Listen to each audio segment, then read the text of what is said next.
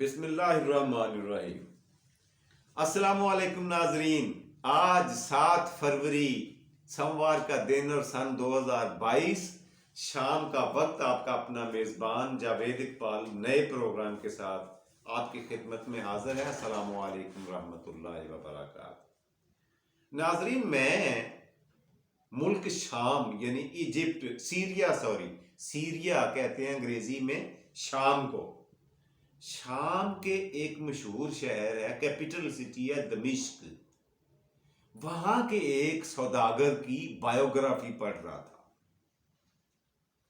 मतलब शबाने उमरी, जो उसने खुद लिखी बायोग्राफी अपनी, और उसको अपने हाथों से तरतीब दिया। अच्छा, पुराने जमाने में या पुरानी उर्दू में सौदागर ही लफ्ज था, जदीद उर्दू में से ताजर कहते हैं, अंग्रेजी में से मर्चेंट या ट्रेडर कह लेते हैं। बस इसी तरह का ये सिलसिला चलता आ रहा है। बहरहाल वो ताजर जो है वो अपनी बायोग्राफी में खुद लिखता है, और मुझे उसका एक किस्सा, एक वाकया जो उसने अपने साथ बीता हुआ लिखा है, उसने दर्ज किया है उस किताब में, जो मुझे बड़ा इंटरेस्टिंग लगा। और मुझे यकीन हुआ कि जो लोग भी इसे सुनेंगे वो उनके लिए भी दिलचस्पी से खाली नहीं होगा। उम्मीद है आपको भी इंटरेस्टिंग लगेगा जैसे मुझे लगा। कहते हुआ ये कि ये पेशे के लिहाज से ये जाहिर ताजर था, वहां पे रहता था, मशहूर आदमी था दमिश्क में। इनका ग्रुप या कंपनी जो थी, इनका हेडक्वार्टर बगदाद में था, इराक के कैपिटल बगदाद में। वहां पे इनके हर महीने मीटिंग होती थी। एक महीने में जब इनकी वहां पे मीटिंग हुई तो इन्होंने बिजनेस ट्रिप पे जाने का फैसला किया, यानी कारोबारी सफर पर एक शहर से दूसरे शहर जाने का फैसला किया। सफर शुरू हो गया जी। चलते गए रास्ते में जंगल पड़ा, तो ये अपने काफले से किसी वजह से अलहदा हो गया, रास्ता खो गया या जैसे तैसे भी हुआ, ये कहीं ओझल हो गया अपने काफले से। काफला आगे निकल गया। अब असर का टाइम था, लिखता क्या है कि असर का वक्त था, और जैसे जैसे सूरज गुरूब होने की तरफ जा रहा था, मुझे कुछ दिखाई सुझाई नहीं दे रहा था, किधर जाऊं, क्या करूं। तो उस वक्त सिवाय अल्लाह पाक को दिल के से पुकारने के और मेरे पास कोई चारा नहीं था। सो मैंने यही किया। अंधेरा होता गया, मुझे यकीन हो गया कि अगर मैं रात यहां पे रहा तो जंगली दरिंदों की खुराक बन जाऊंगा। यही मेरा होगा, आखिर अंजाम यही होना है। खैर, जैसे जैसे अंधेरा हुआ, वो कहते हैं मैं बेबसी के आलम में दाएं बाएं भागता हुआ अपने घोड़े को दौड़ाता हुआ, कभी दाएं कभी बाएं, कभी आगे कभी पीछे, अचानक एक पहाड़ी की गार में मुझे रोशनी नजर आई,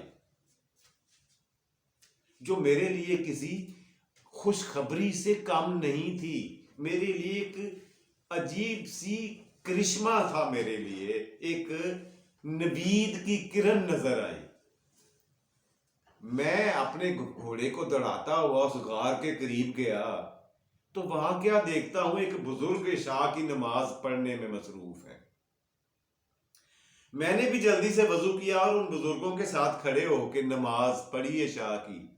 जब नमाज पढ़ चुके तो उस बुजुर्ग ने कहा, बरखुरदार अल्लाह के बंदे, मुसाफिर लगते हो हुलिये से, ये बताओ कि खाना भी खाया है कि नहीं, भूखे हो। मैंने कहा, सरकार कहाँ मुझे खाना मिलना है, मैं तो अब तक पेट मेरे में चूहे दौड़ रहे हैं। उन्होंने कहा, ठीक है, आप गार के दूसरे कोने में जाओ, वहां पे कुछ खाने की चीजें पड़ी हुई हैं, खा लो। कहते हैं मैं बस जैसे तैसे करके वहां गार के दूसरे खाने में गया, कोने में। तो वहां पे मैंने देखा कि एक पत्थर के ऊपर कुछ अखरोट पड़े हुए थे, कुछ इंजीर के पीसेस थे, और कुछ सेब बेहतरीन किस्म के।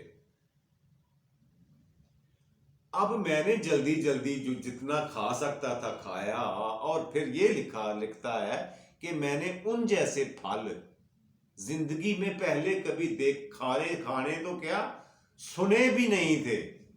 کہ کسی نے کھائے ہو جو مجھے اس دن ملے تھے کھانے کو. جب میں کھانا کھا چکا تو میں لیٹ گیا، لیکن وہ بزرگ لیٹے نہیں ہیں. وہ تسبیح کرتے رہے، پڑھتے رہے، تسبیح کرتے رہے، پڑھتے رہے. جیسے ہی سحری کا ٹائم ہوا تو انہوں نے عشاء والے وتر ادا کیے، اور اس کے بعد اسی کونے میں جا کر انہوں نے کچھ کھا لیا، اپنی مرضی کی چیزیں کچھ کھا لی. کھانے کے بعد فجر کی نماز کا وقت ہوا، ہم دونوں نے فجر کی نماز پڑھی، اور بزرگ وہیں پہ مصلی پہ بیٹھے بیٹھے سو گئے. میں کیا دیکھتا ہوں کہ بزرگ دوبارہ اس وقت اٹھتا ہے جب سورج تقریباً 2 نیزے اوپر آ چکا تھا. اٹھتے ہیں اور مجھے کہتے ہیں کہ آپ نے کچھ کھایا کہ نہیں. میں نے کہا پہلے مجھے یہ بتائیے کہ اس علاقے میں، اس ماحول میں آپ کو یہ انواع و اقسام کے بہترین قسم کے پھل پہنچتے کیسے ہیں؟ تو بزرگ نے کہا بچے اس سوال کا جواب تمہیں 2 گھنٹے بعد مل جائے گا. کہتا ہے 2 گھنٹے گزرے تھے کہ ایک بہت بڑا پرندہ جو دیکھنے میں بہت خوبصورت نظر آ رہا تھا، باقاعدہ اس نے حلیہ لکھا ہوا ہے پرندے کا. کہتا ہے اس کے دونوں پر سفید رنگ کے تھے، سینہ لال رنگ کا اور گردن سبز رنگ کی تھی. اس پرندے نے اپنے دونوں پنجوں میں اخروٹ پکڑے ہوئے تھے اور منہ میں انجیر کے کچھ دانے تھے. وہ غار میں آیا، اس نے اخروٹ جو تھے اخروٹوں کی ٹوکری میں اور انجیر کے پیسز انجیر کے ساتھ رکھے اور واپس چلا گیا. تو بزرگ نے کہا بچے آپ کو جواب مل گیا آپ کے سوال کا جو آپ جاننا چاہ رہے تھے. انہوں نے کہا جی جواب تو مل گیا ہے، لیکن یہ پرندہ دن میں کتنی مرتبہ یہ آپ کے لیے کام کرتا ہے اور کب سے کر رہا ہے؟ انہوں نے کہا کہ جی میرے لیے اللہ پاک نے اسے رزق کی ترسیل کا وسیلہ اسے گزشتہ 25 سال سے بنایا ہوا ہے، اور یہ پرندہ دن میں 7 مرتبہ آتا ہے. میں نے کہا سرکار آج تو میں نے خود گنا ہے، یہ 14 مرتبہ ہے. تو بزرگوں نے کہا تمہاری وجہ سے اس کے پھیرے ڈبل ہو گئے، اب تمہارے حصے کا بھی رزق لے کے یہاں پہنچتا ہے. اچھا اگلا دن ہوا تو بڑا عجیب و غریب واقعہ دیکھا اس نے. لکھتا ہے تاجر لکھتا ہے میں نے دیکھا کیا کہ عصر کا ٹائم ہے اور 7 عدد بہت ہی دیو ہیکل، بہت بڑے قد و قامت کے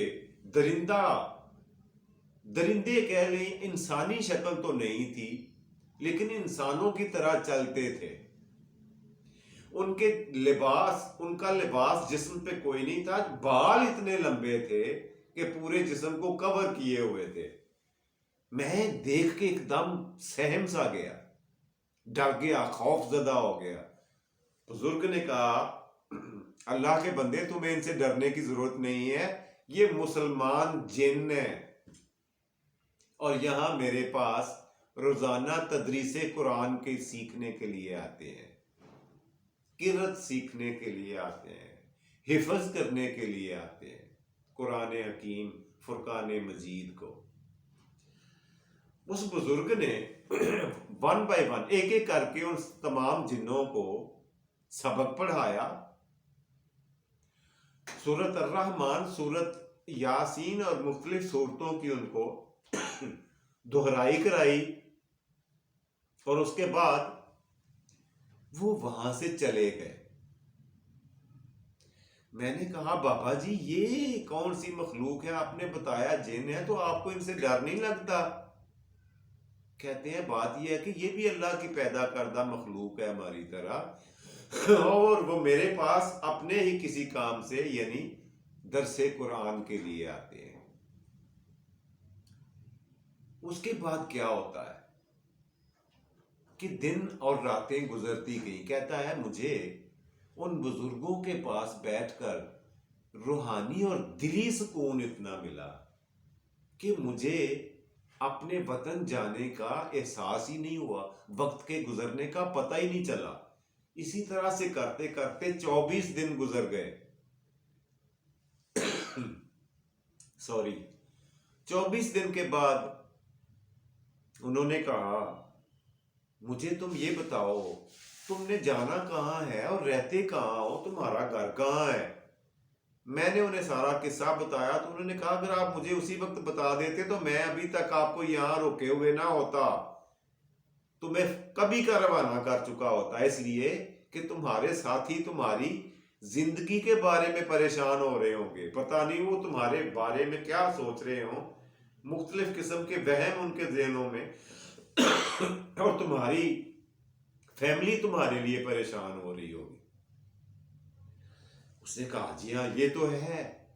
انہوں نے کہا بات یہ ہے کہ اب تم یہاں سے جاؤ اور واپس ان سے جا کے ملو، اپنے گھر والوں سے ملو۔ میں نے کہا سرکار میں یہاں جنگل میں ہوں، مجھے تو رستے کا ہی نہیں پتا۔ اب دیکھیں پھر ایک واقعہ پیش آ گیا یہی آگے چل کے، جب اس نے کہا مجھے رستے کا نہیں پتا تو انہوں نے کہا غار سے باہر نکلو تمہیں گائیڈ مل جائے گا، یہ جانور جہاں جا کے رکے ٹھہر جائے وہاں بائیں ہاتھ کو ایک رستہ نظر آئے گا تمہیں، وہ سیدھا دمشق لے کر جائے گا۔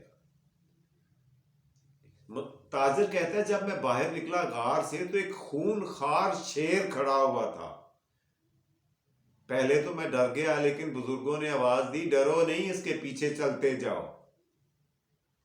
میں اس کے ساتھ ہو لیا، چلتا گیا اور وہ بالکل اسی طرح سے مجھے اسی رستے پہ جا کے چھوڑ کے واپس آ گیا، لیکن میں وہاں سے اپنے گھر جانے کی بجائے رستہ تو میں نے دیکھ لیا تھا، واپس پھر بزرگوں کے پاس آ گیا۔ میں نے کہا بزرگوں چلا جاؤں گا، میں نے رستہ دیکھ لیا، لیکن ایک آخری بات مجھے فرمائیے، مجھے کوئی نصیحت کوئی وصیت کر دیجئے۔ بزرگ نے یہ کہا کہ یہ بتاؤ کبھی حج پہ جاتے ہو؟ میں نے کہا جی اکثر جاتا ہوں، میرے پاس میں کیونکہ تاجر ہوں، مالدار آدمی ہوں، جاتا رہتا ہوں۔ انہوں نے کہا آپ اب کی بار جب حج پہ جاؤ نا تو صفا اور مروہ کے درمیان تمہیں ایک باریش بزرگ بیٹھا ہوا نظر آئے گا، سفید کپڑوں میں ہوگا، سر پہ پگڑی ہوگی، عمر ضعیفی کی ہوگی اور چہرے پہ داڑھی سفید رنگ کی سجی ہوئی ہو۔ ان سے اپنے لیے دعا کروانا اور میرا سلام کہنا، ان کو کہنا ابراہیم رحمت اللہ کرمانی میرا پورا نام ہے، وہ آپ کو سلام پیش کرتا ہے۔ لو جی یہ سننے کے بعد جو تاجر تھا کہتا ہے میں وہاں سے نکلا غار سے اور کرتے کرتے چلتے چلتے اپنے گھر پہنچا۔ گھر فیملی کو ملنے کے بعد کہتے ہیں مسجد میں جمعے کے دن ہم اکٹھے ہوئے سارے گروپ کے لوگ، اور میں نے ان کو سارا ماجرا سنایا۔ وہ اسی وقت میرے ساتھ تیار ہو گئے کہ ہمیں اسی غار میں لے کے چلو۔ میں ان کے ساتھ چل پڑا۔ جب ہم اس غار میں پہنچے تو نہ ہمیں اس پہاڑی میں کوئی غار ملی اور نہ وہاں پہ کوئی بزرگ ملا۔ اب وہ مجھے سارے کہہ رہے تھے تم پاگل ہو، تمہیں ککھ پتہ نہیں ہے، تو میں بس اپنے پاس سے جوڑ کر ہمیں قصے کہانیاں سنا رہے ہو، لیکن میرے پاس کوئی ثبوت نہیں تھا اس بات کا، کیا بتاتا انہیں۔ خیر کہتا ہے میں حج کے سفر پہ 6 سال متواتر جاتا رہا، مجھے وہ بزرگ وہاں پہ جن کا انہوں نے کہا تھا وہ نظر نہیں آئے، وہ صفا اور مروہ کے درمیان۔ 7ویں سال میں جب حج پہ گیا ہوں اور عصر کا ٹائم تھا تو وہ مجھے بزرگ وہاں پہ بیٹھے ہوئے نظر آ گئے۔ میں ان کے پاس گیا، جا کے مصافحہ کیا، ان کے پاس بیٹھ گیا، اور وہ کہنے لگے اللہ کے بندے کیا بات ہے؟ میں نے کہا حضور میرے لیے دعا فرما دیں۔ انہوں نے دعا کر دی۔ انہوں نے کہا حضور اگلی بات یہ ہے کہ ابراہیم رحمت اللہ کرمانی نام کا ایک بزرگ رہتا ہے لیبنان کی پہاڑی میں، کوہ لیبنان اس پہاڑی کا نام تھا۔ کہتے ہیں تم اسے کیسے جانتے ہو؟ میں نے ان کو سارا واقعہ اور قصہ اپنے ساتھ ہونے والا بس سنا دیا۔ تو بزرگ نے ساری بات سننے کے بعد کہا اللہ اس کے گناہوں کی مغفرت فرمائے۔ میں نے جب یہ سنا میں نے کہا حضور تو وہ تو زندہ ہے، ابھی میں دیکھ کے آیا ہوں۔ کہتے ہیں نہیں ایسا نہیں ہے، ہم 2 دن پہلے ہی اس کا جنازہ پڑھ کے آئے، اس کی تدفین ہم کر رہے تھے تو وہی پرندہ آ کے وہاں پھڑ پھڑاتا ہوا گرا اور مر گیا، اور ہم نے اس پرندے کو بھی ان کی قبر کے ساتھ ایک چھوٹی سی قبر کھود کے اس میں دفنا دیا۔ اچھا اتنی باتیں کرنے کے بعد نماز کا ٹائم ہو گیا مغرب کا۔ کہتے ہیں کہ میں نے حرم پاک میں نماز پڑھی ہے، اس کے بعد میں اس بزرگ کو تلاش کرتا رہا ہوں، وہ مجھے آج تک وہاں نظر ہی نہیں آیا۔ اب اس میں حکمت کیا ہے یہ اللہ جانے اور صرف اللہ ہی جانے، یا آپ اس پہ غور کیجئے گا۔ جو میں نے جو کچھ پڑھا تھا، جو مجھے انٹرسٹنگ لگا، آپ سے شیئر کیا، امید ہے آپ کو بھی اچھا لگا ہوگا۔ یہ تھی آج کی کہانی۔ آج کے اگلے سیگمنٹ یعنی سوال جواب کی طرف جاتے ہیں۔ پہلے پچھلا سوال جواب ہو جائے۔ پچھلا سوال یہ تھا پچھلے پروگرام میں کہ یہ قطب نما کس ملک کی ایجاد ہے؟ جی تو قطب نما ایجاد کیا تھا چائنا نے، چین ہے اس کی ایجاد کرنے والا ملک۔ جی تو آج کا سوال اپنی نوٹ بک میں درج فرما لیں، جس کا جواب آپ نے کمنٹس میں لکھنا ہے اگر آتا ہے، اگر نہیں آتا تو کل میں نے تو پھر بتا ہی دینا ہے۔ اچھا چلیے آج نا یوں کرتے ہیں، کوئی سائنس کا سوال پوچھتا، اور سائنس میں میڈیکل کا کوئی سوال کر لیتے ہیں۔ چلیے یہ بتا دیں کہ ایک انسان بغیر سوئے کتنے دن تک زندہ رہ سکتا ہے؟ میڈیکل سائنس کی روح سے ایک انسان نیند لیے بغیر کتنے دن تک جی سکتا ہے، زندہ رہ سکتا ہے؟ جی ہاں، امید ہے سوال آپ نے لکھ لیا ہوگا۔ پروگرام کا آخری اور چھوٹا سا سیگمنٹ آج کا شعر آپ کی خدمت میں پیش کرتا ہوں۔ ہم وہ انا پرست ہیں جو ہار کر بھی کہتے ہیں، ہم وہ انا پرست ہیں جو ہار کر بھی کہتے ہیں، وہ منزل ہی بد نصیب تھی جو ہم کو نہ پا سکی۔ جی یہ آج کا شعر ہے، امید ہے آپ پسند کریں گے۔ مجھے اپنی دعاؤں میں یاد رکھیے گا۔ خوش رہیں، خوش رکھیں، اپنا اور اپنے پیاروں کا ڈھیر سارا خیال رکھا کریں۔ اللہ آپ کو اپنے حفظ و امان میں رکھے۔ اللہ وارث۔